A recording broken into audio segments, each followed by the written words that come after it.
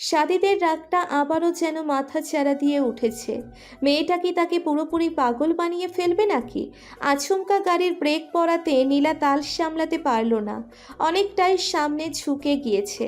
Seat belt পরে রাখাতে কোনো মতে শেষ রক্ষা হয়েছে। সে কিছুটা হকচকিয়েই সাদিদের দিকে তাকালো, আর মুহূর্তেই যেন ভিজে বেড়ালের মতো চুপসে গেল। সাদিদের রাগকে সে বরাবরই ভয় পায়, আর রক্তলাল চোখের দিকে তাকিয়ে থাকার সাহস নীলার কোনো কালেই ছিল না। সাদিত এক হাতে নীলার বাহু চেপে তাকে কাছে টানলো।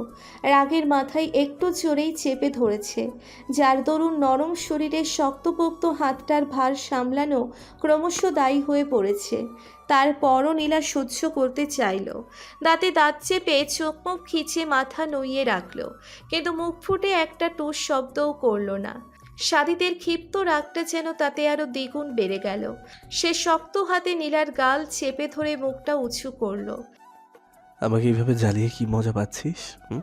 এভাবে তোকে দেখলে যে আমার কষ্ট হয় সেটা বুঝিস না?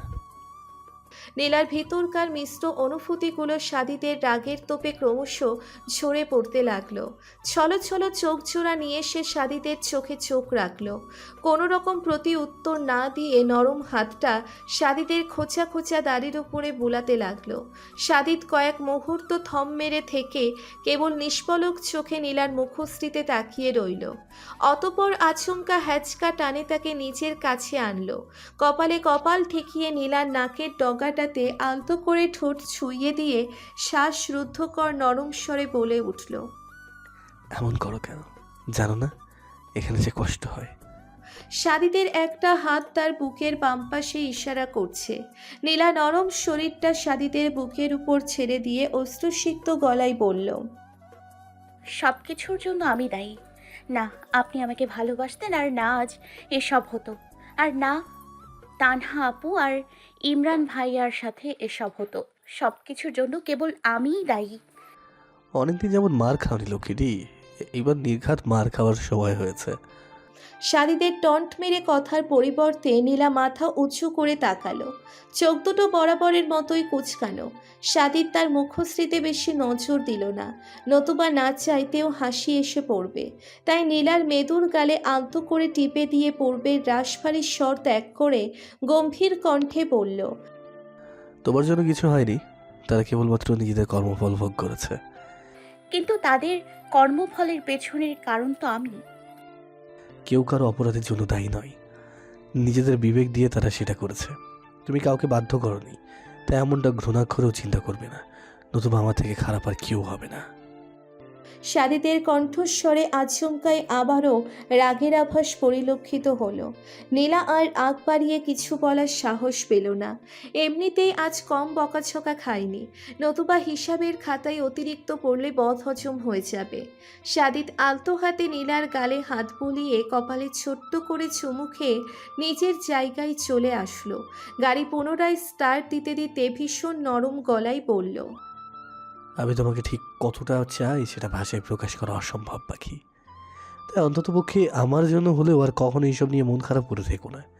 তোমার বিষণ্ণ মুখশ্রী দেখলে আমার হৃদয়ে অদৃশ্য রক্তক্ষরণ হয়।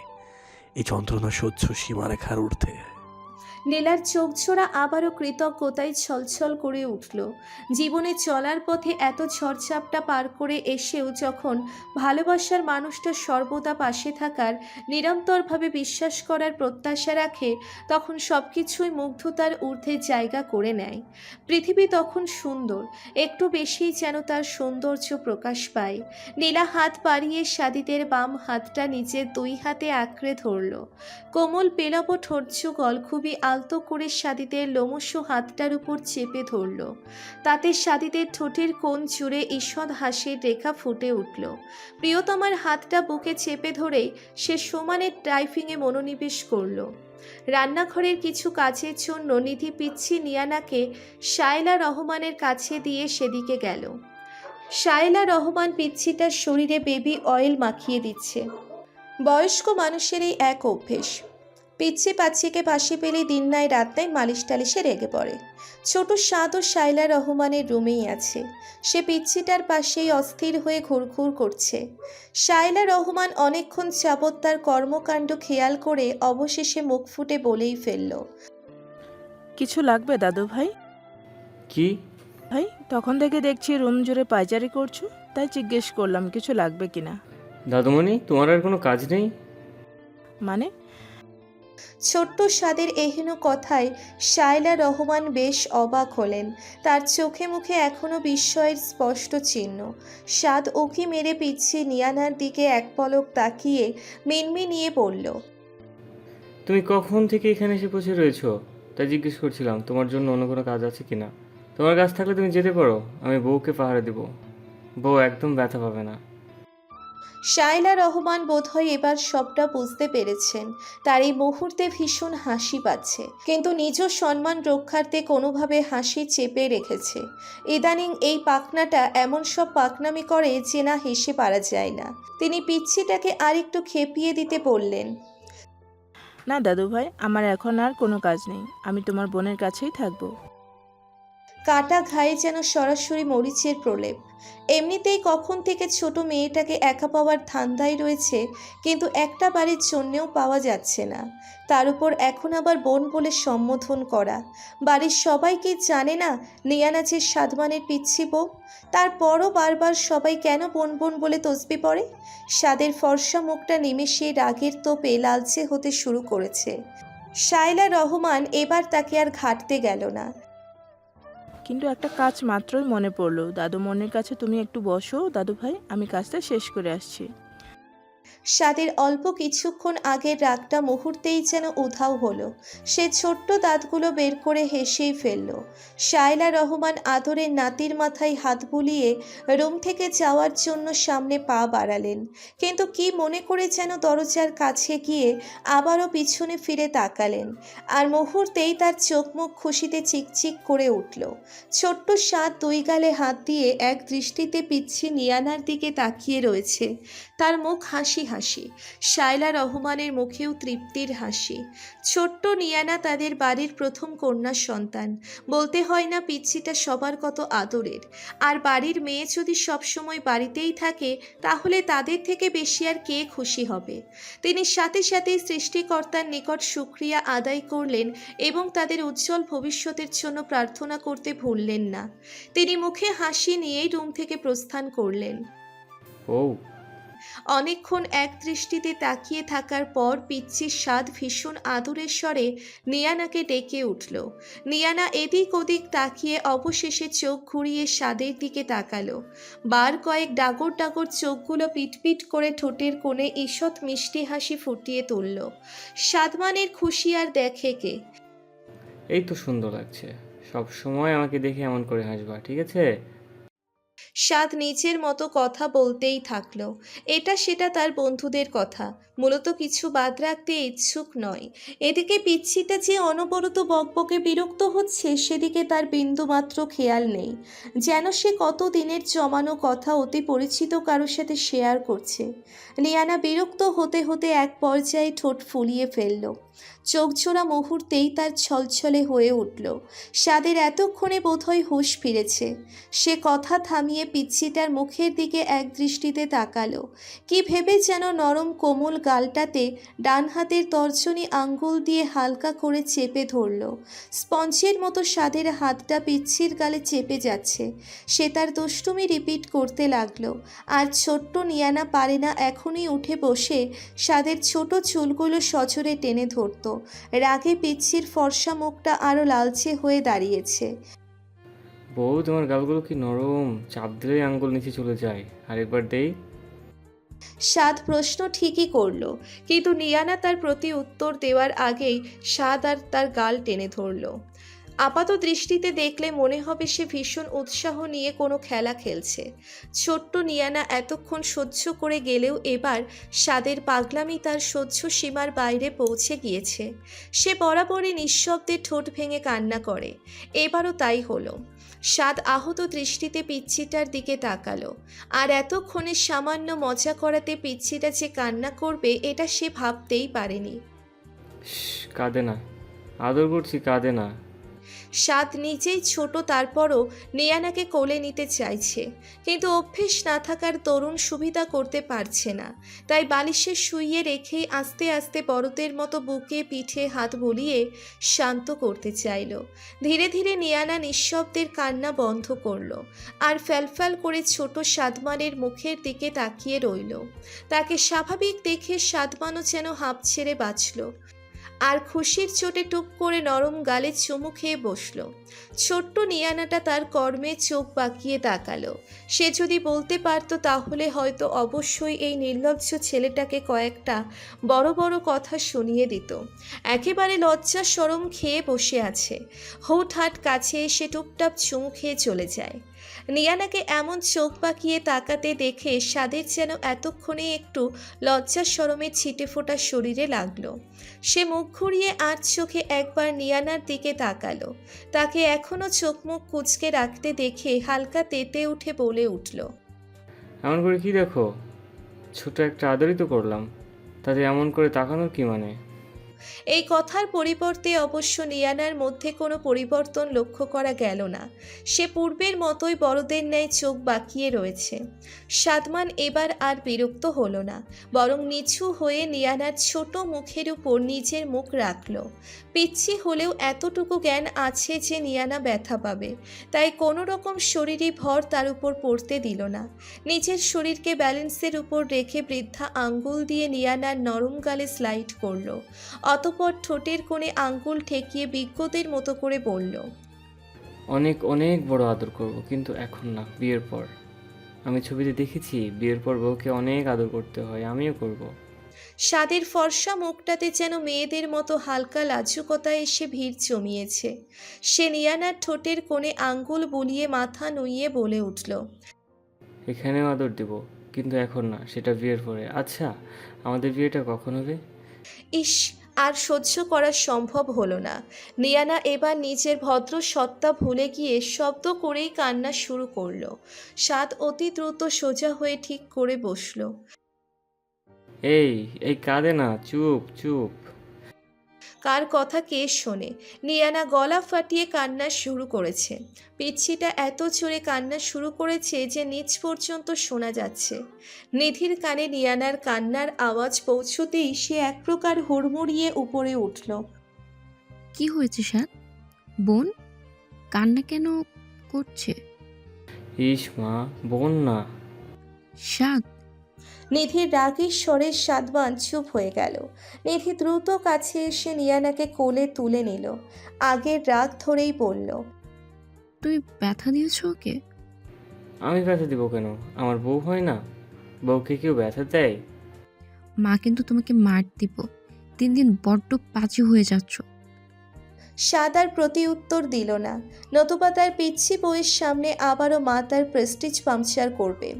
নিধি নিয়ানাকে কোলে নিয়ে ঘর জুড়ে হাঁটাহাঁটি করে কান্না থামানোর চেষ্টা করে যাচ্ছে, কিন্তু নিধি তো আর জানে না তার দুষ্টু ছেলেটা পিচ্ছিটাকে কি বলেছে। লক্ষ্মী মেয়ে কাঁদে না, গলা ভেঙে যাবে আম্মু, কান্না বন্ধ করো। এই তো খালামণি নিয়ে নিয়ানাকে হাঁটছি, এখনো কাঁদবে? কাঁদবেই তো, লক্ষ্মী না, পচা মেয়ে একটা। পচা না হলে কেউ আদরের কথা এমন গলা ফাটিয়ে কাঁদে? সাদের বিড়বিড়িয়ে কথাটা নিধির কান পর্যন্ত গেল না, কিন্তু ছোট্ট নিয়ানা আবারও ঠোঁট ভেঙে দিয়েছে। সাদিত নীলা মাত্রই বাসায় পৌঁছেছিল, আর মেয়ের এমন কান্না শুনে দুজনেই দ্রুত শাইলা রহমানের রুমে গিয়ে পৌঁছলো। কি হয়েছে ভাবিমণি? মেয়ে এমন কাছে কেন? আর বলো না ভাই, আমি কিচেনে ছিলাম, নিয়ানার কান্না শুনেই উপরে এসেছি। সাদ পাশেই ছিল, আমি জিজ্ঞেস করছিলাম ব্যথা পেয়েছি কিনা, কিন্তু সাদ বলল ব্যথা পায়নি। বুঝতে পারছি না ভাবে কেন কাঁদছে। আপনি আমার কাছে দাও তো, হয়তো খিদে পেয়েছে। নিধি আর সময় নষ্ট করলো না, নিয়ানাকে নীলার কোলে দিয়ে দিল। নীলা মেয়েকে বুকে চড়িয়েই নিজেদের রুমে আসলো। প্রিন্সেসকে আমার কাছে দিয়ে হাত মুখ ধুয়ে এসো। নীলা এক পলক সাদিতের দিকে তাকিয়ে নিঃশব্দে মেয়েকে তার বাপের কোলে দিয়ে দিল। বেশ ভালোই জানে মেয়ের ব্যাপারে মেয়ের বাপ বড্ড সিরিয়াস। তারা এতক্ষণ হসপিটালে ছিল আর হসপিটাল থেকে এসে সরাসরি মেয়েকে ফিডিং করাবে, এটা সাদিত উপস্থিত থাকলে একেবারে অসম্ভব ব্যাপার স্যাপার। নীলা ওয়াশরুমে গিয়ে ফ্রেশ হয়ে আসতেই সাদিত মেয়েকে তার কোলে দিল। নীলা মেয়েকে নিজের সাথে আগলে নিয়ে তার ছোট্ট পেটের ক্ষুধা নিবারণে লাগলো। সাদিত নিজেও ততক্ষণে ফ্রেশ হয়ে চলে আসলো। সাদিত কথা বললেই মেয়ে এখন খাওয়া বাদ দিয়ে বাপের দিকে তাকিয়ে থাকবে, তাই চুপচাপ মেয়ের কান্নারত লালচে মুখটার দিকে তাকিয়ে রইল। নীলা আস্তে আস্তে মেয়ের সিল্কি চুলগুলোতে হাত বোলাচ্ছে। অনেকটা সময় পার করে পিচ্ছিটা মায়ের বুক থেকে মুখ উঠাতেই সাদিত মেয়ের ছোট্ট শরীরটা সযত্নে আঁকড়ে নিল। এটো মুখটা মুছে দিয়ে কপালে স্নেহের চুমু খেলো। আমার প্রিন্সেস কান্না করছে কেন? পিচ্ছি নিয়ানা ঠোঁট বাঁকিয়ে হাসল। হাত নেড়ে সাদিতের মুখটা ধরার চেষ্টা করতেই সাদিত নিজেই মেয়ের হাতটা টেনে ছোট্ট ছোট্ট আঙ্গুলগুলোতে ঠোঁট ছোঁয়ালো। বাবা এই প্রিন্সেসকে খুব মিস করেছে। মেয়ে যেন আহ্লাদে কাতুকুতু, পারে না বাবার বুকের ভিতর ঢুকে যেতে। নীলা পাশ থেকে বাপ মেয়ের আদর ঘন মুহূর্ত দেখে ঠোঁট টিপে হাসছে। সাদিতের হঠাৎ তার উপর চোখ পড়তেই সে বলে উঠল, কি? কিছু না। কাছে আসো। নীলা কাল বিলম্ব না করে সাদিদের কাছে আসলো। সাদিত মেয়েকে বুকের সাথে আগলে নিয়ে নীলার মাথাটাও তার ডান বাহুর উপরে রাখলো। মেয়ে কি বুঝলো, কিন্তু পিচ্ছিটা নিঃশব্দে হাসছে। দেখলে পাখি, আমাদের কলিজার টুকরোটা মা বাবাকে একসাথে দেখে কত খুশি। নীলা প্রতি উত্তরে মিষ্টি করে হাসলো। অতপর মাথা উঁচিয়ে মেয়ের ছোট্ট কপালটাতে আলতো করে ঠোঁট ছুঁয়ে দিল। মেয়ের ঠোঁটের কোণটা যেন তাতে আরো বিস্তৃত হলো। আর মেয়ের বাবারটা? সাদিত বাঁকা হেসে ঠোঁটে আঙ্গুল দেখাতেই নীলা আস্তে করে তার বাহুতে একটা থাপ্পড় লাগালো। নিচু স্বরে বলল, অসভ্য একটা মেয়ের সামনে এসব কি? মেয়ে তো শোনেনি। আম্মা তুমি শুনেছ? পিচ্ছি নিয়ানা হাসছে। সেটা দেখে নীলা আরো ক্ষেপে গেল এবং বেশ জোরেই সাদিতের বাহুতে চিমটি কাটল। চুপ করেন তো, আপনার মেয়ে একটা পাকা বুড়ি, সব কথা বুঝতে পারে। তাই নাকি বাবাই?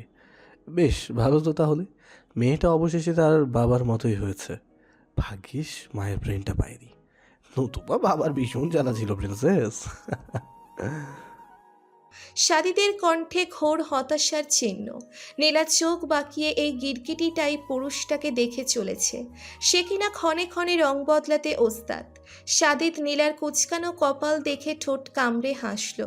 চোখের পলকে মেয়ের দৃষ্টির আড়ালে নীলার হালকা গোলাপি অথর যুগল ছুঁয়ে দিল এবং অতি দ্রুত স্বল্প সময়ের মধ্যে মিষ্টি চুমুর অদল বদলও হয়ে গেল। নীলা এখনো আহম্মকের মতো ঠোঁটে হাত ছুঁয়ে রয়েছে। ঠিক কয়েক সেকেন্ড আগে কি হয়ে গেল সেটা তার ব্রেনও যেন ক্যাচ করতে পারেনি। ব্রেনে বার্তা পৌঁছানোর আগেই কাজ শেষ। কিন্তু দেখো, যে কাজ করেছে সে সম্পূর্ণ ভাবলেশহীন। দেখে বোঝার উপায় নেই ক্ষণিক সময় পূর্বে পিচ্ছি মেয়েটার অগোচরে তার নির্লজ্জ বাপটাকে কাণ্ড ঘটিয়েছে। সাদিত আর চোখে নীলার দিকে তাকাতেই নীলার ভ্যাবাচাকা খাওয়ার দৃষ্টির সম্মুখীন হলো। তাতে দুষ্টুর শিরোমণির যেন আরও দুষ্টুমি বৃদ্ধি পেল। আর নীলার দিকে সম্পূর্ণ নজর পড়তে বৃদ্ধির হার বোধ হয় কয়েক গুণ বেড়ে গেল। সে মেয়ের সাথে আহ্লাদ ভরা কথা বলতে বলতেই নীলার জামার খোলা চেইনে হাত দিল। তখন মেয়েকে ফিটিং শেষে বেখেয়ালিতে নীলার জামার জিপ লাগাতে ভুলে গিয়েছে। আর দুষ্টু সাদিত এখন সেটারই ফায়দা তুলছে। পুরুষালী শক্ত খড়খড়ে আঙ্গুলগুলো বুকের নরম অংশে লম্বালম্বিভাবে ছুঁয়ে যেতেই নীলার সর্বাঙ্গে যেন বিদ্যুৎ খেলে গেল। শরীরের সবকটা লোমকূপ দাঁড়িয়ে যাবার উপক্রম। নীলা ঠান্ডা হাতে দ্রুত সাদিতের হাত চেপে ধরল। লজ্জায় মেয়েটা চোখ তুলে তাকাতে পর্যন্ত পারছে না। সাদিত নীলার লজ্জামাখা মুখশ্রীতে নজর দিয়ে দাঁত দিয়ে ঠোঁট কামড়ে ধরল। মেয়েটা এখনও তার পুরুষালী ছোঁয়াগুলোতে লজ্জায় কুঁকড়ে যায়। মেয়েটার সাথে আছে বিধায় সাদিত আর দুষ্টুমি বাড়ালো না। ভদ্র ছেলের মতো হাত সরিয়ে নিল এবং নিজেই নীলার বুকের চেইনটা লাগিয়ে দিল। কিন্তু অসভ্য লোকগুলো কি ভালো হলেও এতটা হয়? তাই তো নীলার কানের কাছে ঠোঁট ছুঁয়ে ঘন স্বরে বলে উঠল, লাভ ইট। ইস, কি নির্লজ্জ এই সাদিত ইবনে শাহরিয়ার। নীলা আর এই নির্লজ্জের সামনে থাকতে পারল না। মাথা নুইয়েই লজ্জাপতি লাজুকলতা হয়ে দ্রুত বিছানা ছেড়ে উঠে দাঁড়ালো। মেয়ের সামনে আর এক মুহূর্ত এমন বেশরম লোকের সামনে থাকা যায় না, একেবারেই যায় না। শান্তর ফোনে সকাল থেকে একটা অপরিচিত নাম্বার থেকে বারবার কল আসছে। এক পর্যায়ে বিরক্ত হয়ে নাম্বার ব্লক লিস্টেই ফেলে দিয়েছে। তারপরও কল আসা বন্ধ হয়নি, বারবার কল আসতেই রয়েছে। তানভীরের অফিস থেকে ফিরে আসার সময় হয়ে গিয়েছে। অল্প কিছু সময়ের মধ্যেই বোধহয় সে চলে আসবে। তাই শান্ত কলটা সাইলেন্ট মুডে রেখে কিচেনে গেল। তানভীরকে রং নাম্বার সম্পর্কে এখনও কিছু জানানো হয়নি। তাকে বললেই এর পেছনের ব্যক্তিকে খুঁজে বের করে উল্টোপাল্টা কাজ শুরু করবে। হয়তোবা রাগের মাথায় বেচারার দু একটা হাড়গোড়ও ভেঙে ফেলতে পারে, যেটা রিস্ক শান্ত কোনোভাবেই নিতে চায় না। তাই তো এই গোপনীয়তা। কিন্তু কথায় আছে না, যেখানে বাঘের ভয় সেখানেই সন্ধ্যা হয়, বিষয়টা কিছুটা সেই রকমই। কলিং বেল বাজতেই শান্ত নিচে গিয়েই দরজা খুলে দিল। বাড়িতে এত কাজের লোক থাকা সত্ত্বেও শান্তের দরজা খোলাটাতে তানভীর ভীষণ তৃপ্তি পায়। সেই জন্যেই শান্ত কখনো এই সুযোগটা হাতছাড়া করতে চায় না। তানভীরের ক্লান্ত মুখটা দেখে শান্তির ভীষণ মায়া হলো। শাড়ির আঁচলে খুব যত্নে তানভীরের মুখটা মুছিয়ে দিল। আহা বউ, দিলটা চুরিয়ে গেল। শান্ত মুচকি হাসল। অফিস ব্যাগটা নিজের হাতে নিয়ে নরম স্বরে প্রতি উত্তর করল। আপনি গিয়ে ফ্রেশ হন, আমি আপনার জন্য লেমন জুস নিয়ে আসছি। তানভীরের ঠোঁটের কোণে ঈষৎ হাসি, আর চোখের সামনের দিকে তাকিয়ে শান্তের কপালে অল্প সময়ের জন্য রুক্ষ ঠোঁটজোড়া চেপে ধরল। শান্ত মুহূর্তেই ছিটকে দূরে সরল। কি করেন এসব? বাড়িতে এতগুলো হেল্পিং হ্যান্ড। তাতে কি, বউ হও আমার। জানতো এখান থেকে, ওপরে গিয়ে ফ্রেশ হন, আমি জুস নিয়ে আসছি। শান্ত লজ্জা মাখা মুখ নিয়েই কিচেনে গেল, আর অপর দিকে তানভীরও হাসি মুখে রুমের দিকে পা বাড়ালো। আজকে আবহাওয়া প্রচণ্ড গরম ছিল, তাই তানভীর বেশ লম্বা সময় নিয়ে একটা শাওয়ার নিল। কোমরে তোয়ালে পেঁচিয়েই ওয়াশরুম থেকে বার হলো, কিন্তু শান্তকে কোথাও দেখা গেল না। শুধু সেন্টার টেবিলের ওপর ঠান্ডা লেমন জুসের গ্লাসটা রাখা রয়েছে। তানভীরের মুহূর্তেই মেজাজ ছুটে গেল। মেয়েটাকে জানে না বাসায় এসে তাকে চোখের সামনে না পেলে যে তানভীরের রাগ হয়। তানভীর রুমের দরজা থেকেই গলা ফাটিয়ে শান্তের উদ্দেশ্যে হাঁক ছাড়ল। এই মেয়ে, কোথায় তুমি? দ্রুত রুমে আসো। শান্ত পাশের সার্ভেন্টদের দিকে তাকিয়ে ভীষণ লজ্জা পেল। তারা মাথা নিচু করে মিটমিটিয়ে হাসছে। এসব করার কোনো মানে হয়? সবাই কী সব ভাবছে, অথচ এই অসভ্য ছেলেটা বারবার তাদের সামনে শান্তকে লজ্জায় ফেলে। কিচেন সার্ভেন্ট আফিয়ার কথায় শান্ত দ্রুত কিচেন থেকে বের হলো, আর মনে মনে তানভীরের পিন্ডি চটকাতে চটকাতে রুমের দিকে এগিয়ে যাওয়া ধরল। আজকে তার একদিন কি আমার একদিন, দিন দিন নির্লজ্জ সব সীমারেখা পার করে ফেলেছে। তানভীর রাগী মুডেই জুসের গ্লাসে চুমুক দিল, গরম মাথাটাকে ঠান্ডা করার ক্ষুদ্র প্রয়াস। মেয়েটার হাতে বোধহয় জাদু আছে। সে বরাবরই শান্তকে কিচেনের কাছ থেকে দূরে রাখতে বলে, অথচ মুখ ফুটে এটা বলতে পারে না। আর কিছু না হলেও তানভীরের রান্নাটুকু যেন সর্বদা করে। আজকাল শান্তর হাতের রান্না ছাড়া তার পেটই ভরে না, কিন্তু তানভীর সেটা বলে না, নতুবা মেয়েটা রান্নাঘরেই নিজের জীবন দিয়ে ফেলবে। 24 ঘন্টা রান্নার পেছনেই লেগে থাকবে। তাই তো মনের কথাটা তানভীর আপন মনেই খুব যত্ন করে তুলে রাখে। তাদের অল্প কিছু দিনের সংসার জীবনের কথা মনের আঙিনায় ভেসে উঠতেই তানভীরের রাগটা অল্প অল্প করে পড়ে যেতে লাগলো। মুচকি হাসিতে গ্লাসে চুমুক দিতেই বিছানার সাইডে রাখা শান্তের ফোনের উপর নজর পড়ল। নিঃশব্দে ফোনের আলো জ্বলছে, অর্থাৎ কেউ কল দিচ্ছে। সাইলেন্ট আছে বিধায় আওয়াজটুকু কানে আসছে না। তানভীর হাত বাড়িয়ে ফোনটা কাছে আনলো। নম্বরটা সেভ করা নেই, অর্থাৎ অপরিচিত। স্বামী স্ত্রীর মধ্যে আবার প্রাইভেসি কিসের? তাই কিছু না ভেবেই তানভীর ফোনটা রিসিভ করে নিল। সে মুখ ফুটে কিছু বলতে পারল না। অপর পাশ থেকে ভেসে আসা কণ্ঠস্বর শুনেই তার পায়ের রক্ত মাথায় উঠে যাওয়ার উপক্রম। শান্ত কপট খ্যাপা রাগ নিয়েই রুমে ঢুকলো। আপনাকে না কতবার নিষেধ করলাম এমন করে ডাকাডাকি করবেন না। জানেন, সার্ভেন্টরা মুখ টিপে হাসছিল, আমি তো। শান্ত মুখের কথাটুকু আর শেষ করতে পারল না। তানভীরের উজ্জ্বল শ্যামবর্ণ মুখটা ভীষণ কালচে দেখাচ্ছে। চোখগুলো রক্তলাল, কাচের গ্লাসটা মেঝেতে ভাঙা অবস্থায় পড়ে রয়েছে। শান্তের চোখে মুখে মুহূর্তেই আতঙ্ক নেমে এলো। সে কিছু জানতে চাইবে তার আগেই তানভীর উঠে এসে তার গাল চেপে ধরল। এতটাই জোরে ধরেছে যে গালের নরম মাংস ভেদ করে আঙ্গুলগুলো ভেতরে ঢুকে যাবার জোগাড়। আমার পেছন পেছনে এত কিছু, এত সাহস তোর? আমাকে ধোকা দিস, মেরে ফেলবো তোকে, একেবারে শেষ করে ফেলবো। শ্যাম পুরুষদের রাগ বড্ড ভয়ঙ্কর। রাগের তাপে তখন শ্যাম বর্ণটা ঈষৎ কালচে হয়ে দাঁড়ায়। আপাত দৃষ্টিতে সামনের ব্যক্তির জন্য সেটা মুহূর্তেই অপ্রস্তুত উৎস বহন করে উঠতে পারে। শান্তর বর্তমান পরিস্থিতিটাও কিছুটা তেমনই। তানবীরের রাগের অগ্নি লাভার ন্যায় গরম নিঃশ্বাসগুলো তার মুখের উপর এসে আছড়ে পড়ছে। গালে চেপে রাখা হাতের বাঁধন যেন আরো জোরালো হলো। আমার খুব খুব খারাপ লাগে। শরীরের শিরা উপশিরাগুলোতে প্রচণ্ড রাগ কাজ করলেও প্রিয় নারীর আকুল আবেদনে তানবীরের হাতের বাঁধন কিছুটা আলগা হয়ে এলো। পুরোপুরি না ছাড়লেও একদম না ধরে রাখার মতনই তার হাতের চাপ। ভালোবাসেছে, আর ভালোবাসলে প্রিয় মানুষের কষ্টে ভরা মলিন মুখটা কি সহ্য করা যায়? যায় না তো। তানবীরের শান্তকে নিজের সাথে আরও খানিকটা মিশিয়ে ধরল। দুই জোড়া ঠোঁট প্রায় লেগে আসা দূরত্বে নিয়ে পূর্বেকার ন্যায় খ্যাপা স্বরেই বলল, কতদিন ধরে এসব চলছে, আমাকে বলিসনি কেন? আমি আপনার কথা কিছু বুঝতে পারছি না। তানবীর প্রচণ্ড আক্রোশে শাড়ির ফাঁক দিয়েই শান্তর কোমর চেপে ধরল। হয়তোবা রাগের বশেই কোমরের নরম ত্বকে নখের আঁচড় লেগে গিয়েছে, যার দরুন কোমল নারী শরীরে সেটার প্রভাব জলমান হচ্ছে। তানবীর শান্তর ফোনের ডিসপ্লেটা তার মুখের সামনে ধরল। ইনবক্সের কিছু বাজে মেসেজ চোখে পড়তেই শান্তর কলিজা যায় যায় অবস্থা। এই রাগী পুরুষ নির্ঘাত আস্তার জান কবজ করে ফেলবে। নিশ্চিতভাবে বলা যায়, বুঝিয়ে বলার টাইমটুকুও তাকে দেওয়া হবে না। তাই শান্ত নিজের সবটুকু শক্তি খরচ করে তানবীরকে জড়িয়ে ধরল।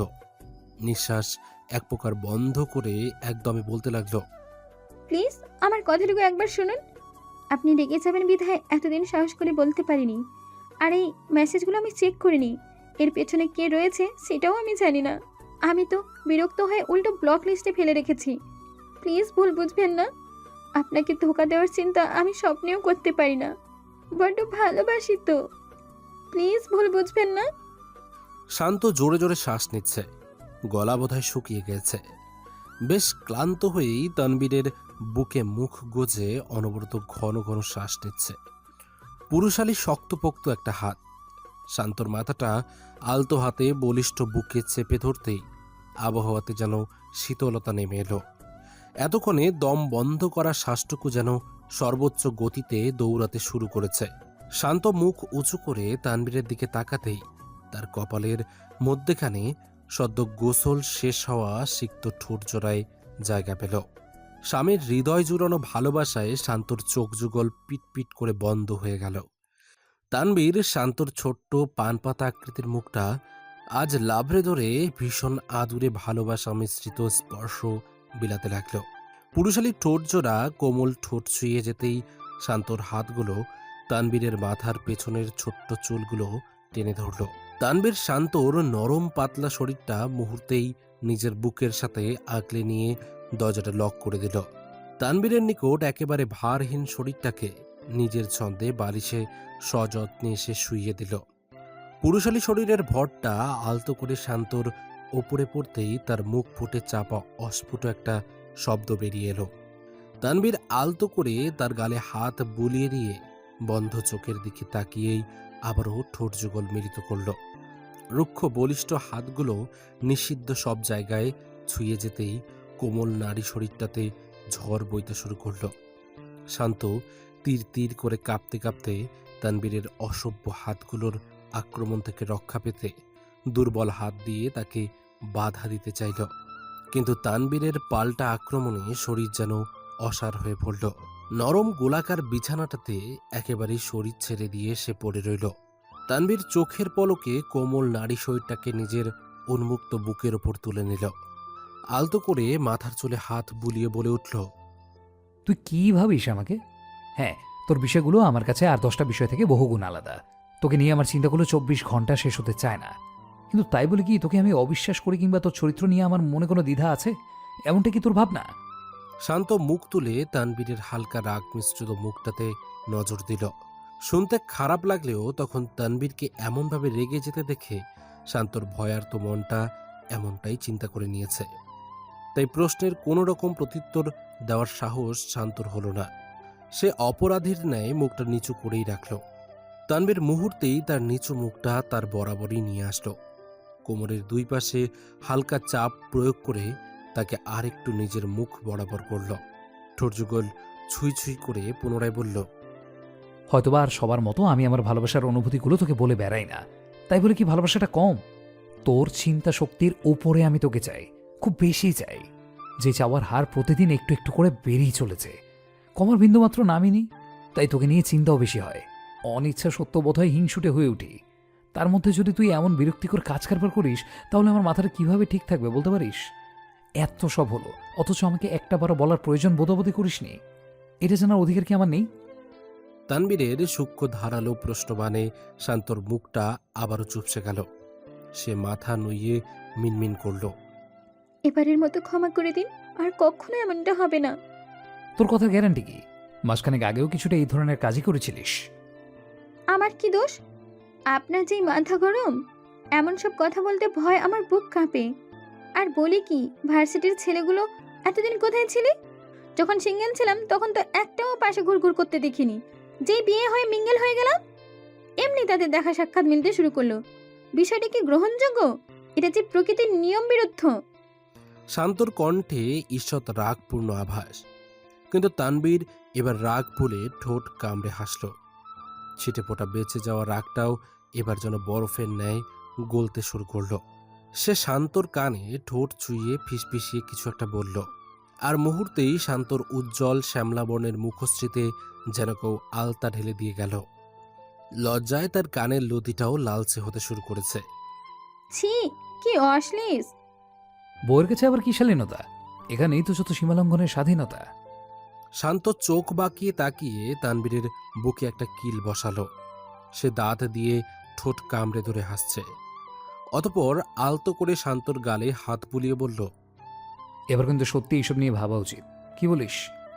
কি বলবো? আরে বাচ্চা কাচ্চা নিতে হবে না? আর এখন তো বাচ্চা নেওয়া রীতিমতো ফরজ হয়ে দাঁড়িয়েছে। বউয়ের পিছনে যে পরিমাণ বেয়াদব ছেলেগোষ্ঠীর লাইন পড়েছে, অতি শীঘ্রই মেয়ে থেকে মাথায় কনভার্ট করা প্রয়োজন। ইস, চুপ করেন তো, সব সময় যত আজে বাজে কথাবার্তা। তানবীর থামল না, বরং শান্তকে নিজের বুকের সাথে আর একটু চেপে ধরে অধৈর্য স্বরে বলল, তুই চুপ থাক। সাদি মেয়ের বাবা হয়ে গেল, অর্ণব সেই পথের যাত্রী, আর আমি কিনা সবার পেছনে রয়ে গেলাম। এই মেয়ে, বল না কবে বাবা হচ্ছি? ছাড়ুন তো আমাকে, আপনার মাথাটা পুরোই গিয়েছে। তানবীর তাকে ছাড়ল না, উল্টো মুহূর্তেই বুকের ওপর থেকে নামিয়ে বিছানার সাথে চেপে ধরল। পূর্বেকার স্বরেই বলল, অত সব বুঝি না, বল আমাদের বাবু কবে আসবে? কি মহাজ্বালা! আমি এসব কিভাবে জানবো? এসবে কি আমাদের কারো হাত আছে? সেটা না থাকুক, কিন্তু আমাদেরও তো কিছু দায়িত্ব রয়েছে নাকি? তোর জন্য তো ঠিকঠাক দায়িত্ব পালনও করতে পারছি না। সরুন তো, মুখে কিছু আটকায় না। কি আটকাবে? ঠিকই তো বলছি।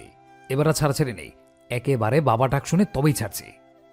শান্ত এবার লজ্জারাঙ্গা মুখেই ফিক করে হেসে ফেলল। এমন সব কথা বললে না হেসে পারা যায়?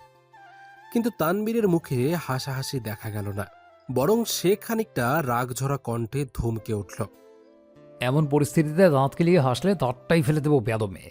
আমি এদিকে টেনশনে মরছি, আর তুই কিনা হাসিস? ফাজিল মেয়ে ছেলে। এসব কথা বললে না হেসে উপায় আছে? আর তাছাড়া এত টেনশনের কি আছে? যখন বাবু হবার হয়ে যাবে। মানে তোর ভাষ্যমতে কি কোনো প্রসেস ছাড়াই বাবু আকাশ থেকে উড়ে উড়ে আসবে? শান্ত তানবীরের এহেন কথায় আবারও হেসে ফেলল। তানবীর রাগী চোখে তাকাতেই সে মুখ চেপে ধরল। অতঃপর লজ্জামাখা কণ্ঠেই মিনমিনিয়ে বলল, সবই হবে। আমি কি আপনাকে কখনো বাধা দিয়েছি বা বাবুর বিষয় না করেছি?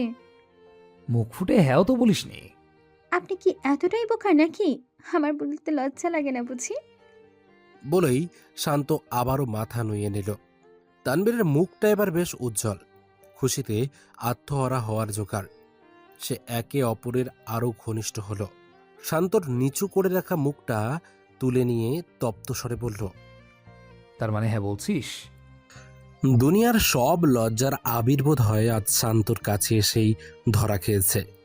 সে আবারও লজ্জায় মাথা নুইয়ে ফেলল। নিঃশব্দের হ্যাবোদক উত্তরে তানবীর দাঁত দিয়ে ঠোঁট কামড়ে ধরল। তার এত খুশি খুশি লাগছে কেন? তানবীর দীর্ঘ সময় নিয়ে শান্তর কপালে উষ্ণ পরশ দিল। আবেশে শান্তর চোখজোড়া তৎক্ষণাৎ বন্ধ হয়ে এলো, কিন্তু শাড়ির আঁচলে তানবীরের হাত পড়তেই সে বাধা দিতে গেল। কি করেন? যা করা উচিত। ছাড়ুন তো, ডিনার রেডি করা আছে, নিচে চলুন। শান্তর কথায় ছটপটানি ভাব। তানবীরকে মৃদু ধাক্কা দিয়ে নিজের ওপর থেকে সরাতে চাইছে, কিন্তু তানবীরের মতো শক্ত সামর্থ্য পুরুষের সাথে কি শান্ত নামক পিচ্চি মেয়েটা পারে? তানবীর হাত বাড়িয়ে রুমের লাইট সুইচগুলো অফ করে দিয়ে মুহূর্তেই রুমটাকে অন্ধকারের রাজ্যে নিয়ে গেল। পরিস্থিতি হাতের বাহিরে যাবার উপক্রম ধরতেই শান্ত আরেকবার লাস্ট চেষ্টা করল। খাওয়া দাওয়া করবেন না প্লিজ? ডিনারটা। তানবীর তাকে বাক্যটা সমাপ্ত করতে দিল না। উন্মুক্ত গলায় হালকা করে দাঁত দিয়ে কামড়ে ধরল। অতঃপর অবাধ্য হাতগুলো অসভ্য কার্যক্রম চালাতে চালাতেই ঘন স্বরে বলে উঠল, খাবো তো, কিন্তু আজ রেগুলার ডিনারে পেট ভরার নয়, স্পেশাল ডিনার চাই। আধা আলো অন্ধকারে রুমটাতেও তানবীরের মুখের দুষ্টু হাসিটা শান্তর নজর এড়াল না, যার ফলে মেয়েলি লজ্জাগুলো যেন দ্বিগুণ হারে বেড়ে চলতে লাগলো। তানবীর শান্তকে কাছে টানল, যতটুকু কাছে টানলে আর মিনিমাম ফাঁকা জায়গাটুকু অবশিষ্ট থাকে না। অতঃপর আকাশের চাঁদটাও কাপল যুগলের উষ্ণ ভালোবাসায় লজ্জা পেয়ে মেঘের আড়ালে গা ঢাকা দিল। চৈত্রের শেষ সময়ে এসেও যেন ফাল্গুনের মিষ্টি গন্ধে মুখরিত তপ্ত আকাশ বাতাস। পিচ্চি মেয়েটা ইতিমধ্যে যেন বাবার দুনিয়ার প্রায় সবটুকু দখল করে নিয়ে বসে আছে। বাবা যে ব্যস্ততায় থাকে সব বুঝতে পারলেও এটা সে মানতে নারাজ। এমনকি বাবার সবটুকু সময় সে নিজের জন্যই চায়। সাদিত এক হাতে মেয়েকে নিজের বুকের সাথে আগলে রেখেছে, আর অপর হাতে কোনো রকমে চামচ চালিয়ে খাবার শেষ করার চেষ্টা করছে।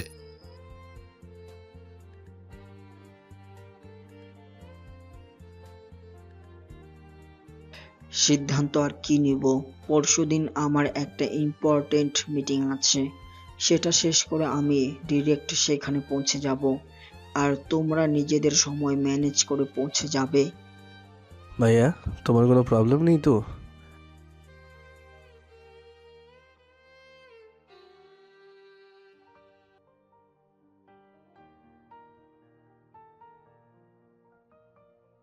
ভালোই তো দেখলাম, মানে এই সময় যেরকমটা থাকে আর কি। কিন্তু নীলাঞ্জনার মতো না, ওর প্রেগনেন্সিতে এখনো পর্যন্ত কোনো কমপ্লিকেশন পাওয়া যায়নি।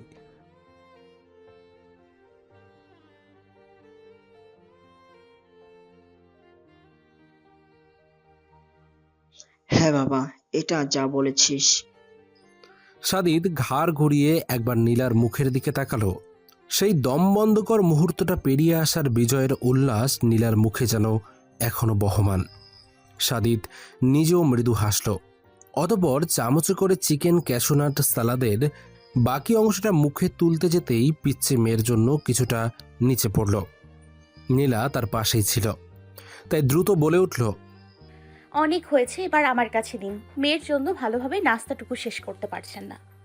লোকে আসলেই সত্যি কথা বলে। আজকাল ভালো কথার দাম নেই বললেই চলে। তাই তো দুই জোড়া তীক্ষ্ণ চোখ একাধারে নীলাকেই পর্যবেক্ষণে লেগেছে। নীলারও এবার রাগ হলো।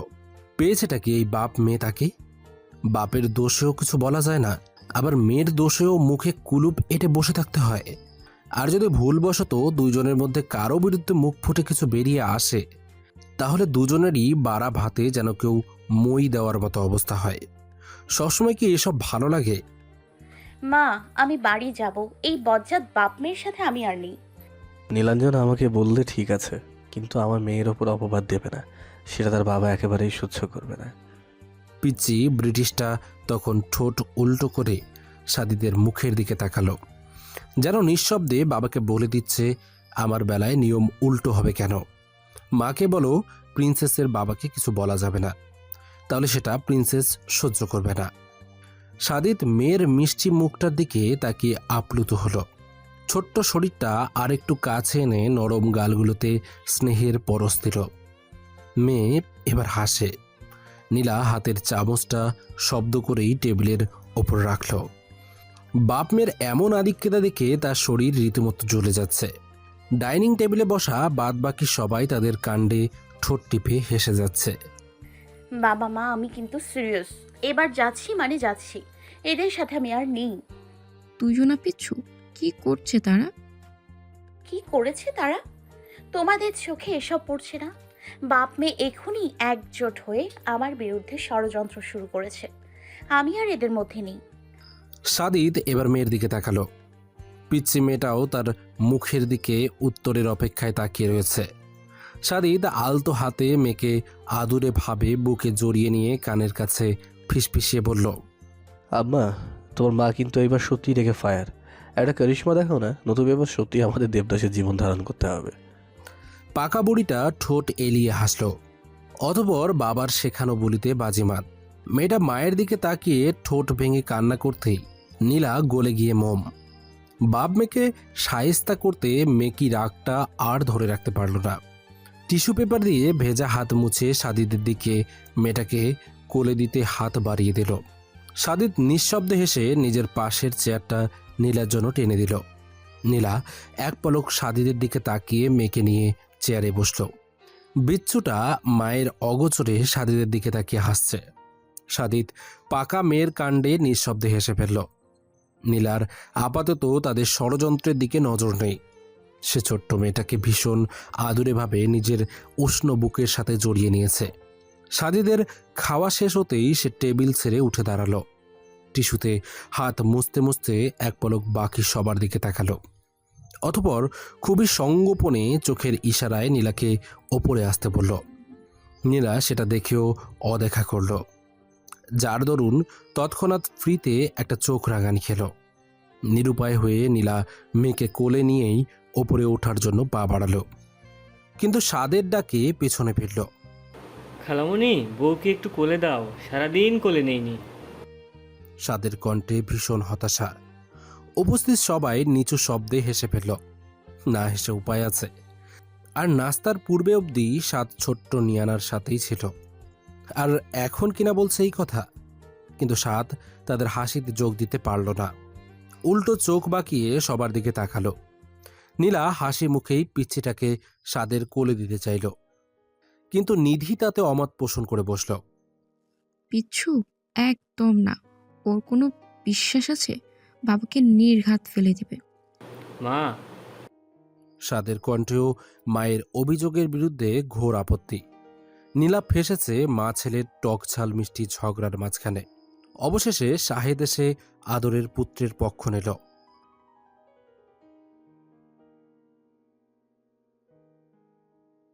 সাদ বাবার কথায় ব্যাপক খুশি। পারলে এখনই এসে গলায় ঝুলে পড়বে।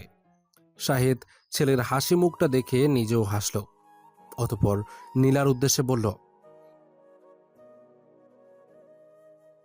নীলা শাহেদের কোলে নিয়ানাকে দিতেই সাদ এসে ঝুঁকে পড়ল। খুঁটিয়ে খুঁটিয়ে ছোট্ট শরীরটা দেখতে লাগলো। নিধি ছোট্ট একটা হতাশাজনক শ্বাস ফেলল। কেউ কারো থেকে কম নয়। কাদের কাছে কার নালিশ নিয়ে যাবে? পাপা, বউটা সুন্দর না? না, হয় না, আমার বউ হয়।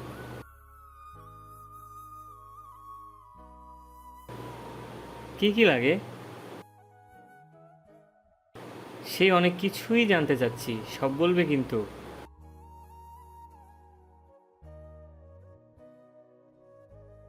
মানুষও বড়, এখন বলো, বউ বানাতে কি কি লাগবে? দোকানে পাওয়া যাবে নাকি মায়ের মতো অনলাইনে অর্ডার দিতে হবে? বসার ঘরের সবাই হালকা স্বরে হেসে ফেলল। নীলারও বিচ্ছুটার পাকনামি দেখে ঠোঁটের কোণে প্রণয়ের হাসি ফুটে উঠল। কিন্তু হঠাৎ করে তার উপরে চোখ পড়তেই সাদিদের হালকা রাগী মুখশ্রী নজরে এলো। তাই রাগী মানুষকে আর রাগাতে না চেয়ে আস্তে করে শাড়ির দিকে পা বাড়ালো। ঘরের চৌকাঠে পা রাখতেই শক্তপোক্ত একজোড়া হাত তাকে টেনে ভিতরে আনল। কিছু বুঝে ওঠার আগেই বলিষ্ঠ বুকে কোমল নারী শরীরটাকে এক প্রকার চেপে ধরল। গমগমে ধারালো কণ্ঠে বলল। কখন আসতে বলেছি? নীলা কয়েক মুহূর্ত থমকাল, কিন্তু পরবর্তীতেই নিজের ভয়কে জয় করার উদ্দেশ্যে বলল, কি আজব, নিচে সবাই ছিল, তাদের মধ্যে থেকে কিভাবে আসবো? না আসবার তো কোনো কারণ দেখছি না। স্বামী বাইরে যাবে, বউ তো তার সাথেই থাকার কথা। চুপ করুন, সব সময় দুষ্টুমি। দুষ্টুমি কি দেখলে? এটাই তো স্বাভাবিক। বউরা পাশে থাকবে, একটু আধটু সেবা যত্ন করবে, মিষ্টি মিষ্টি আদর দেবে। নীলা কপাল কুঁচকে সাদিদের মুখের দিকে তাকিয়ে আছে। সাদিদ দাঁত দিয়ে ঠোঁট কামড়ে ধরে হাত দিয়ে নীলার কপালটা সোজা করে নিল। অতপর নাকটাতে আলতো ঠোঁট ছুঁয়ে বলল, এখন ঝটপট আদর টাদর দিয়ে ফেলো তো, লেট হয়ে যাচ্ছে। কিসের আদর? সরুন তো। তুমি এত কিপটা কেন? বউরা হুমড়ি খেয়ে আদর বিলাতে প্রস্তুত থাকে, অথচ আমার বউটা এখনো পালাই পালাই করে। নীলা এবার লজ্জা পেয়ে মাথা নুইয়ে নিল। সাদিদ বৃদ্ধাঙ্গুলে তার ঠোঁটের কোণ চুইয়ে তপ্ত শ্বাস ফেলে বলল, আমার তো আদর চাই, সারাদিন কাজ করে এনার্জি লাগবে তো। এতক্ষণে খাবারের এনার্জি কোথায় গেল? সেগুলো দিয়ে দিন, পার করুন। নীলা মৃদু স্বরে মাথা নুইয়ে কথাটুকু বলল। সাদিদ এক পলক তার লজ্জারাঙ্গা লালচে মুখশ্রীতে নজর বুলিয়ে কানের কাছে ঠোঁট ছুঁয়ে ভীষণ অসভ্য স্বরে বলল, বিবাহিত পুরুষদের কেবলমাত্র রেগুলার রুটিন খাবার এনার্জিতে পোষায় না শোনা, তাদের যে আরও কিছু চাই। লাইক চুমু টুমু। নীলা আন্দাজের ওপর ঢিল মেরেই সাদিদের মুখের ওপর হাত চেপে ধরল। সাদিদের দুষ্টুমিতে ঝকমক করা চোখ জোড়া দেখে লজ্জায় কানের লতি পর্যন্ত লাল হতে শুরু করল। অর্থাৎ তার অনুমান সঠিক।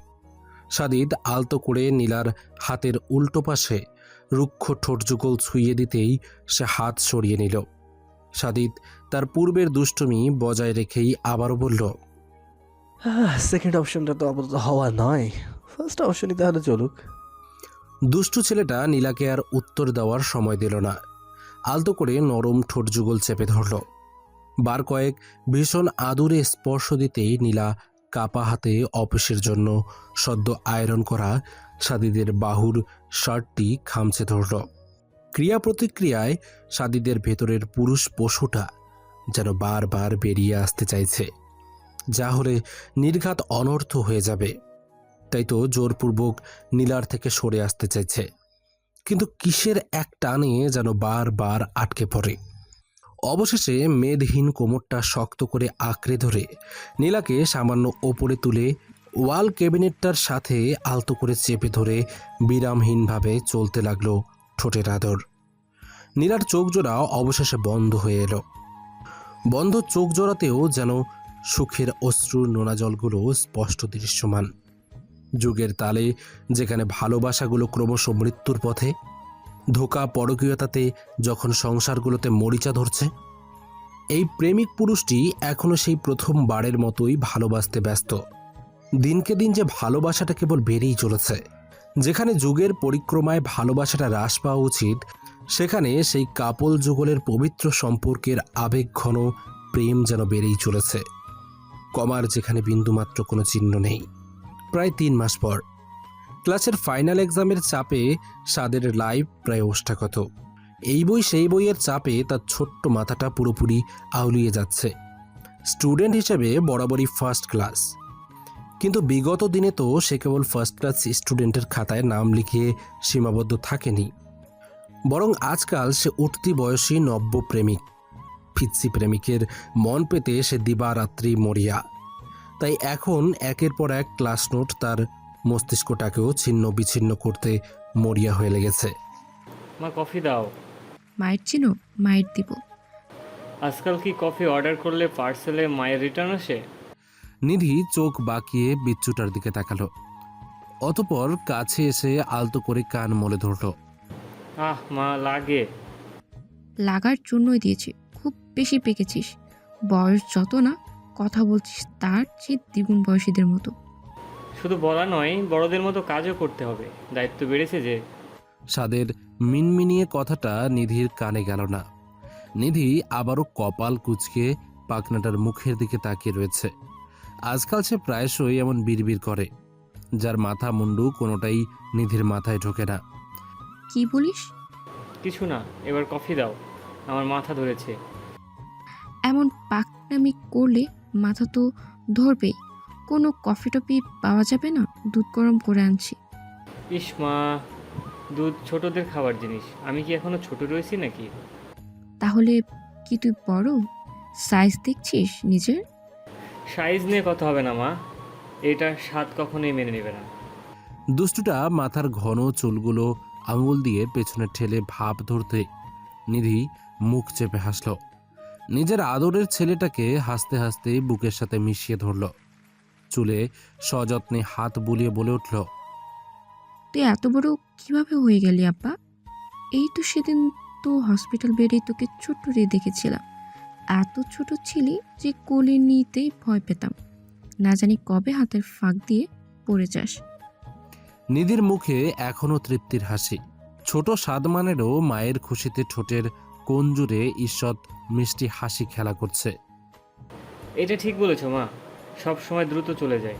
এই যে দেখো, আমার পিচ্চি বউটাও এখন বড় হয়ে যাচ্ছে, উঠে বসার চেষ্টা করে। সময়ের সাথে সাথে ফাজিল মেয়েটাও বেয়াদব হচ্ছে, আমার দিকে আগের থেকে বড় বড় করে তাকায়। সাদ, এবার কিন্তু মা সত্যিই মার দিব। তোমাকে বলছি না নিয়ানা তোমার বোন হয়। বউ হলে সমস্যা কি? ওকে দেখলে আমার বউয়ের মতোই ফিলিংস আসে। বোনের মতো ফিলিংসের জন্য অন্য কাউকে আন। নিধি ছেলের পাকা মতে পুনরায় চোখ গরম করে তাকালো, কিন্তু স্বাদের মধ্যে তেমন কোনো হেলদোল নেই। সে দিব্যি পৃষ্ঠার ওপর পৃষ্ঠা উল্টিয়ে বইয়ের হালচাল দেখছে। নিধি অবশেষে তপ্ত শ্বাস ফেলল। না, ছেলেটা পরিপূর্ণভাবে পেকে গিয়েছে, কোনো ফাঁক ফোকর রাখেনি। পড়াশোনার চাপ কেবলমাত্র সাদমানের একার নয়, কিন্তু নীলাও সেই পথের পথিক, এবং তারও একই অবস্থায় দিন যাচ্ছে। সে হাজারবার বলেছে নিয়ানা আছে, এখন আর পড়াশোনা কন্টিনিউ না করলে কি হবে? কিন্তু সাদিত তার একটা কথা শোনে না। তার এক কথা, মেয়ের সাথে তার পড়াশোনার কোনো সম্পর্ক নেই। আর যদি সে মেয়ের কথা ভেবে পড়াশোনার মাঝপথে স্কিপ করে, তাহলে একসময় সেটাতে তাদের মেয়েটাই হয়তো সবথেকে বেশি কষ্ট পাবে। কেননা কোনো সন্তানই চায় না সে তার বাবা মার জন্য পথের কাঁটা হয়ে দাঁড়াক। হাজার হলেও নীলার মনে এমন কোনো কিছু না থাকলেও তাদের কলিজার টুকরোটা একদিন না একদিন এমনটাই হয়তো ভেবে বসবে, আর আপন মনে কষ্ট পাবে। তাই নিজের জন্য, তাদের মেয়ের জন্য, এমনকি সাদিদের জন্য পড়াশোনাটা তার শেষ করতেই হবে। এতে সাদিত বিন্দুমাত্র ছাড় দিতে রাজি নয়। তাই তো এত অ্যাডভান্সারির পরেও সাদিত দৌড়দৌড়ি করে তার ফাইনাল এক্সাম দেওয়াটাকেই নিশ্চিত করেছে। অবশ্য এগুলো সব নিয়ানা হবার আগেই ঠিক করা হয়েছিল, কিন্তু মেয়েকে পেটে নিয়ে তার ক্লাস করাটা সাদিত উপযুক্ত মনে করেনি। আর তখন নীলার শারীরিক অবস্থাটাও আশঙ্কাজনক ছিল। তাই সেই অবস্থায় ইউনিভার্সিটিতে কথা বলে সাদিত বিষয়গুলো হ্যান্ডেল করেছিল। মেয়ে হবার পরও অবশ্য ক্লাস করা হয়ে ওঠেনি। মাত্র কিছু ফর্মালিটিসের জন্য এই 2 বার যাওয়ার প্রয়োজন পড়েছিল। কিন্তু এখন যে বইয়ের গণ্ডিতে হাত দিতেই হবে। মাত্র 15 দিন পরেই নীলার ফাইনাল এক্সাম, তাই পড়ার চাপও প্রচুর। নীলা এক প্রকার হাঁপাতে হাঁপাতে নিধির রুমে আসলো। আপনি মেয়েটাকে একটু ধরো তো, আমার এখনই শাওয়ার নিতে হবে। মাথা পুরো সাহারা মরুভূমির মতো গরম হয়ে গিয়েছে। নিধি তার এহেন কথায় কপাল কুঁচকে তাকালো, আর সাদ ইতিমধ্যে নিজের জায়গা ছেড়ে নীলার সামনে গিয়ে দাঁড়ালো। পাশের সেন্টার টেবিলটা টেনে তার উপর দাঁড়িয়ে নীলার মাথায় হাত দিয়ে সে বিচক্ষণের ন্যায় বলল, হ্যাঁ মা, খালামণির মাথা সত্যিই ভীষণ গরম। তুমি এক কাজ করো, খালামণির গোসলের পানিতে আইস কিউব দিয়ে দাও, তাহলে আরও ভালো হবে। তাই না খালামণি? ইস, নীলা ভাগ্নের কথায় আবেগে আপ্লুত হয়ে পড়ল। তার চোখ বেয়ে এখনই জল গড়িয়ে আসার উপক্রম, কিন্তু আচমকা নিধির ধমকে তার চোখের পানি চোখেতেই জমে রইল। দুইটাকে দুটো করে 4টে দিব। মজা করিস তোরা আমার সাথে? একজনের মাথাকে মরুভূমি বলছিস, আরেকজনকে সেই মরুভূমি ঠান্ডা করার উপায় হিসেবে বরফের ব্যবস্থা করতে বলিস। নিধির রাগী গলায় খালামণি ভাগ্নে দুইজনই একে অপরের দিকে অপরাধীর চোখে তাকাচ্ছে। নিধি তাদের সেই চোখের কথোপকথনকে বিন্দুমাত্র পাত্তা না দিয়ে নীলার উদ্দেশ্যে আবারও বলল, আর তোকে বলি পিচ্ছু, সাদিদ জানিস তোকে না বলা হয়েছে টেনশন কম নিয়ে পরীক্ষার প্রিপারেশন নিতে? তাহলে এখন এমন মাথা গরম করছিস কেন? কি করব বলো, সামনেই পরীক্ষা, অথচ পুরো বই মনে হচ্ছে নতুনের মতন। কিছুই পড়া হয়নি আপনি, আমি নির্ঘাত ফেল মারবো। নিধি ছোট বোনের কথায় মুখ চেপে হেসে ফেলল। অতঃপর এগিয়ে এসে ছোট নিয়ানাকে নিজের কোলে নিয়ে বলল, এমন কিচ্ছু হবে না। এই কয়েক মাসে তুই বেশ ভালো প্রিপারেশন নিয়েছিস। সাদিদ নিজে তো পড়াশোনার খেয়াল রেখেছে। এখন সামনে পরীক্ষা বিদায় এমন লাগছে। এখানে বস, আমি তোর মাথায় তেল দিয়ে দিচ্ছি। মাথা গরম করে পড়তে হবে না। কিন্তু আপনি অনেক পড়া বাকি। চুপ, বস এখানে। সাদ, বোনের সাথে একটু খেলা করে তো। সাদমান মায়ের দিকে চোখ কুঁচকে তাকালো। বিরক্তিতে তার ফর্সা মুখটা ইতিমধ্যেই লালচে হতে শুরু করেছে। এই কয়েক মাসে একমাত্র নিধি ব্যতীত সে সবাইকে নিজের লাইনে আনতে পেরেছে। বাড়ির কাজের লোকটা পর্যন্ত নিয়ানাকে সাদের বোন বলে সম্বোধন করে না, একমাত্র তার মা ব্যতীত। আর নিধিকে এই নিয়ে বলা মানেই ফ্রিতে 2-4টে ধমক খাওয়া। আর আজকে এমনিতেই পাল্লা ভারী। তাই তো সাদমান আপাতত কোনোভাবে এই বিশ্রী বোন নামক শব্দটা হজম করার চেষ্টা করছে। তবে বোন শব্দটা কিন্তু তার নিকট ভারী মিষ্টি, কিন্তু নির্দিষ্ট জায়গা বেঁধে সাদের নিকট সেটা বড়ই বিরক্তকর এবং জঘন্য শব্দ হয়ে দাঁড়ায়। নীলাও চুপচাপ ভদ্র মেয়ের মতো কার্পেটের ওপর এসে বসল। নিধি পরম যত্নে নীলার ঘন কালো চুলগুলোতে তেল লাগাতে ব্যস্ত। মেয়েটার চুল এতটাই ঘন যে এমনিতেই হয়তো মাথা ধরে যাবার অপেক্ষায় থাকে। নিধি হাসি মুখে নীলার চুলের গোড়ায় তেল লাগাচ্ছে। আরাম পেয়ে নীলাও নিধির পায়ে হেলান দিয়ে বসেছে। আর বিছানায় ছোট নিয়ানার কর্মকাণ্ড লক্ষ্য করে একনিষ্ঠভাবে পাহারায় রয়েছে প্রেমিক পুরুষ সাদ। খালামুনি, বউটা এত নড়ে কেন? বারবার কিনারে চলে আসতে চায়। পড়লে ব্যথা পাবে না বলো? নীলা সাদের কথায় উত্তর দিল না। সে কেবল মাথা নুইয়ে হাসে। আজকাল মেয়েটা সত্যি ভীষণ নড়াচড়া করে, এক জায়গায় স্থির থাকতে চায় না। সাদিত তো বরাবরই বলে মেয়ে এই বাজে স্বভাবটা নাকি নীলার কাছ থেকেই পেয়েছে। মা যেমন সারাদিন এখানে সেখানে টই টই করে, মেয়েও আজকাল সেটাই করতে চায়। এখনো তো হাঁটতে পারে না, কিন্তু তাতে কি, আগের থেকেই নাকি প্র্যাকটিস নিয়ে রাখছে। নিজেদের দুষ্টু মিষ্টি খুনসুটিগুলোর কথা মনের কুঠিতে ভেসে আসতে নীলার চোখ খুশিতে চিকচিক করে উঠল। একটু একটু লজ্জাও পেল, কেননা সাদিদ মানেই তো নীলার জন্য একরাশ লজ্জার জায়গা। নীলার অনেক সময় মনে হয় দুনিয়ায় যত অপ্রস্তুতকর পরিস্থিতি আছে, সাদিদ বোধহয় সবগুলোতেই নীলাকে ফেলতে পারলে স্বস্তি পেত। নতুবা হুটহাট এমন অসভ্যের মতো কর্ম করার মানে কি? নীলা আবারও একবার মাথা নুইয়ে দাঁত দিয়ে নিচের ঠোঁট কামড়ে ধরে হাসির শব্দ আটকাল। সাদ বরাবরই নিয়ানাকে তীক্ষ্ণ চোখে দেখে রাখছে, কিন্তু পাজি মেয়েটা যেন তাকে নাচিয়ে বেশ মজা পাচ্ছে।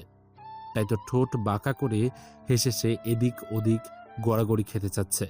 আর বারবার সাদ বিরামহীনভাবে তাকে নিজের কার্য হাসিল করা থেকে বিরত রাখছে।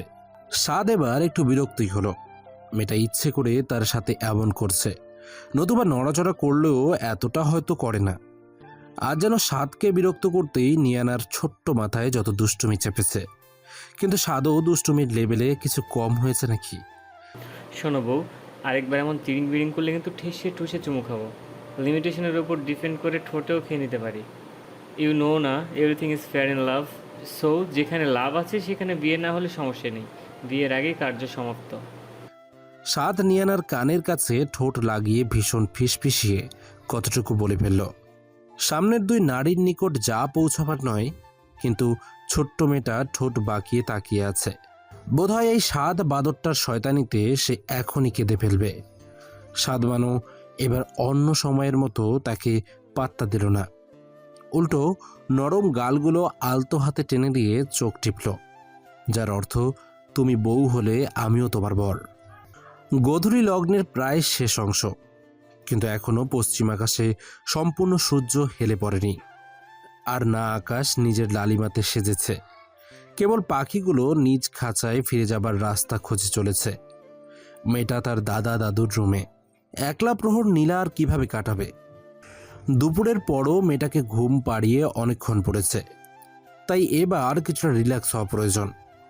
নীলা তেলে চিটচিটে চুলগুলোকে একপাশে এনে ধোয়া ওঠা কফির মগে চুমুক দিল। দৃষ্টি তার ঈষৎ লালচে পশ্চিম আকাশে।